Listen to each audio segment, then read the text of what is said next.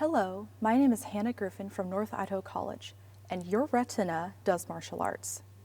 What I am doing is personifying science. To understand it, I am taking the knowledge and making it my own through an activity that is fun and familiar to me. What is martial arts? It is a chain reaction that turns an attack into self-defense. What is vision? It is also a chain reaction that turns light into sight. Say in the dark, a bandit appears and runs at me with a knife. My eyes have detected the attack. Immediately, I have signals of terror and panic. It's time to start the chain reaction for self-defense. In the same way, when light passes through the retina layer of the eye, rod photoreceptors have detected light signal. It's time for them to start the chain reaction for sight.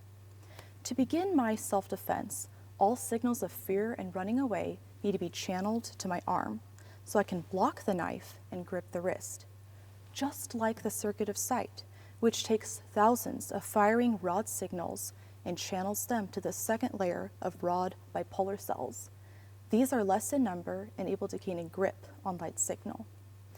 Once my arm has done its part, the attacker is not going to wait, so the arm must trigger the next technique, which is a spin around and behind the attacker. Rod bipolar cells also continue the chain reaction by activating the third layer of ganglion cells. Ganglion cells relay the signal down their tail-like axons, which, just like my spin, travel around and behind the eye. Ganglion cells eventually become the optic nerve, which goes to the brain. Once I've finished my spin, all that is left is modifying my hands to a position of control, and thus, through martial arts, I have gained self-defense. Once ganglion cells relay the signal down the optic nerve, all that is left is for the brain to interpret the signals, and thus you gain a picture, the sense of sight. Vision is a complex and efficient chain reaction, just like martial arts.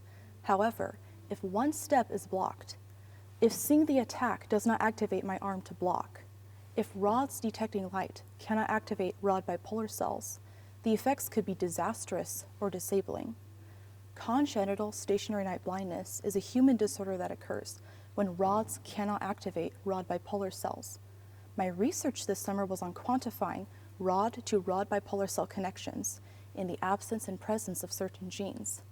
These data will help understand the blindness, the genes incorporated with this disease, and a future on how to protect and preserve that ninja warrior of your eye. Thank you.